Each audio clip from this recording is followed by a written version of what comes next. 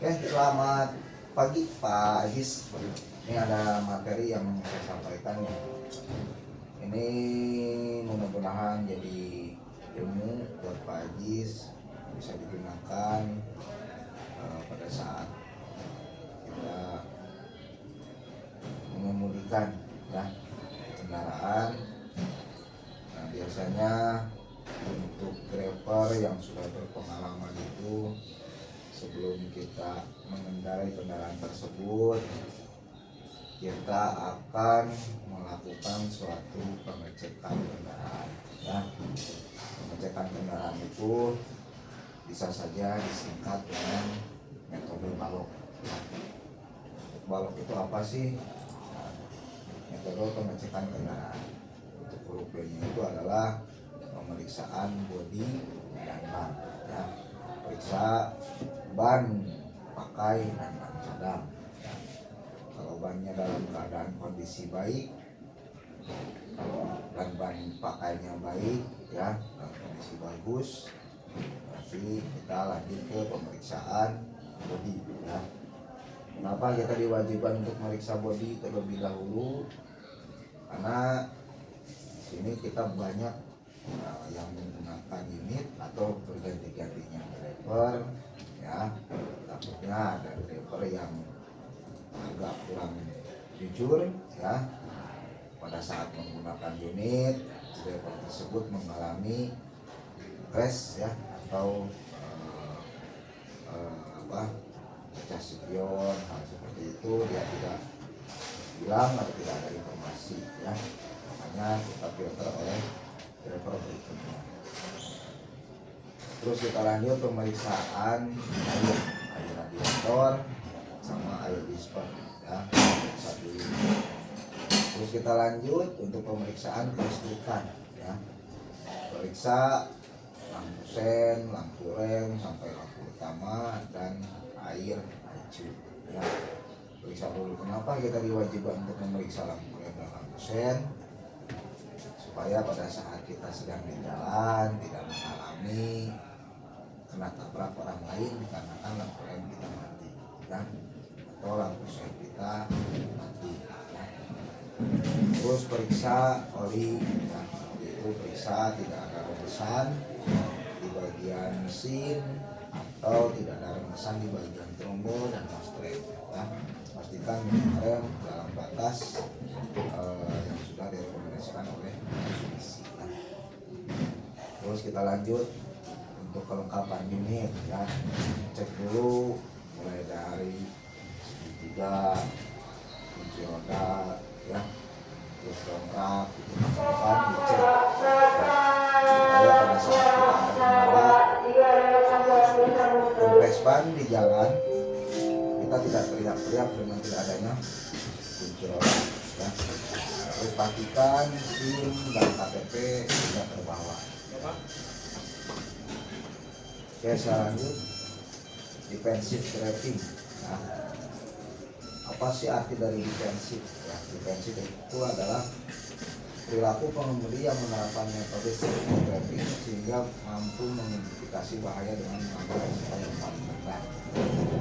Contoh halnya pada saat kita berjalan dengan jarak aman, pada saat kendaraan di depan kita berhenti secara mendadak, tapi kita masih memiliki ruang.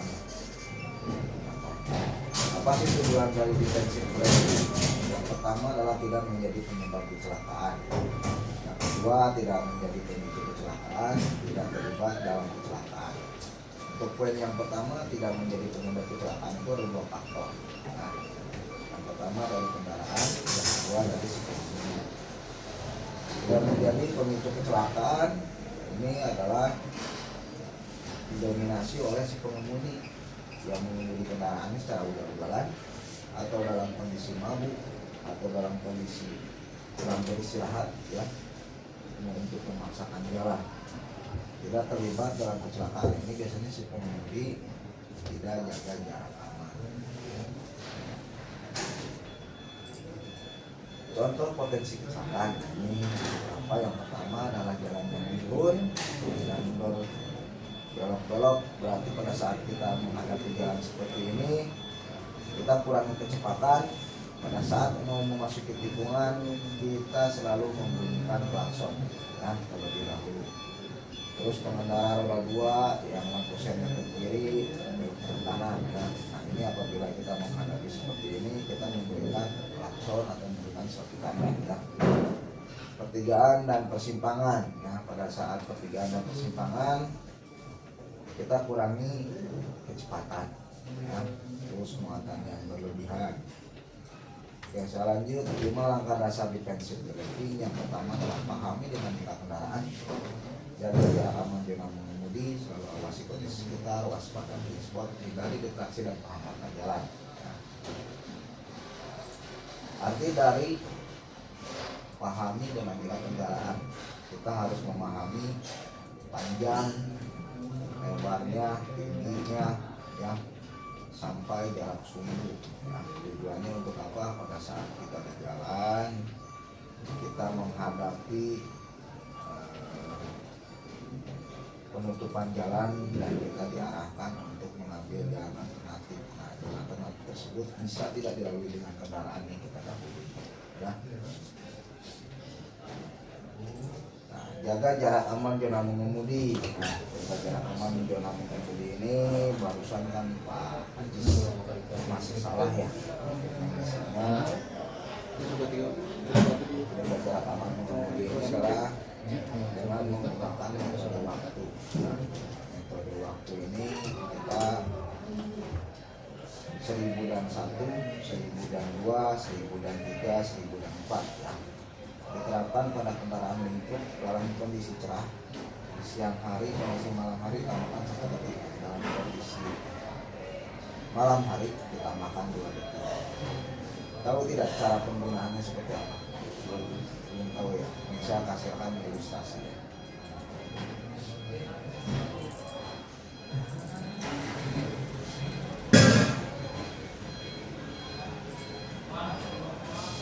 Pada saat kita berkendara, contoh halnya kendaraan yang Bapak kembalikan ini, kendaraan sedan ini ya. Jadi kita berhitung 1000 dan 1, 1000 dan 2, 1000 dan 3, ternyata kita sudah terlalu rapat dengan kendaraan di depan kita. Kita kurangi kecepatan ya. Mudahannya kalau sampai 1000 dan 4 kita masih memiliki suatu ruang.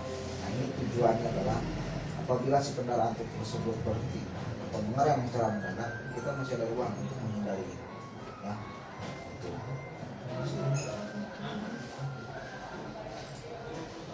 sekarang ada metode MAR. MAR itu adalah untuk M-nya adalah melihat, menganalisa reaksi ya.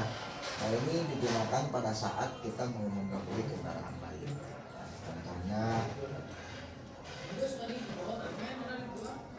nah kita berarti pada saat mau mendahului kendaraan truk ini, kita melihat situasi di belakang kita, apa sudah aman atau belum ya.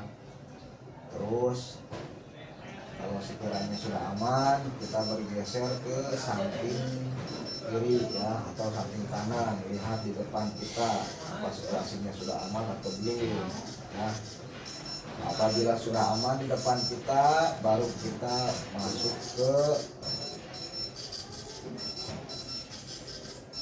analis ya. Kita menganalisa terlebih dahulu mulai kecepatan, berapa kecepatan kendaraan yang kita dahului ya. Kalau sekiranya kita sudah memperhitungkan dengan matang, baru kita reaksi seperti itu ya. Jangan pernah mendahului pada saat kita mau memasuki area tikungan, karena zona jarak pandang kita terbatas ya.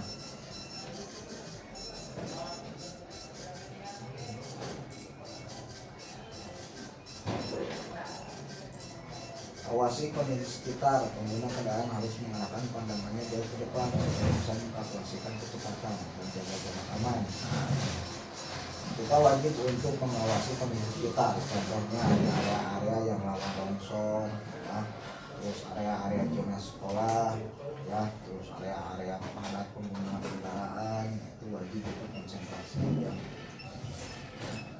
Waspada blind spot. Nah, blind spot ini adalah titik buta yang dimana mana kendaraan lain atau kendaraan sendiri tidak terpantau dari kaca spion. Nah, kenapa kita diwajibkan untuk mengecek kaca spion 5-8 detik sekali? Biasanya itu ada kendaraan kedua yang mendahului kita dari samping kiri, itu yang paling bahaya. Ya. Kenapa diwajibkan kita selalu mengecek kaca spion? Hindari distraksi dan penghalangan jalan. Ya, distraksi adalah bentuk suatu gangguan pada saat kita mengemudi. Ya. Contoh halnya bisa menggunakan handphone, bisa menggunakan GPS, ya, atau melirik wanita lah, janda itu kan bisa distraksi ya. Nah, distraksi itu ada 3. Yang pertama adalah gangguan visual. Gangguan visual itu adalah pada saat si driver mengecek atau bermain handphone seperti melihat WA, lihat PA, itu gangguan visual.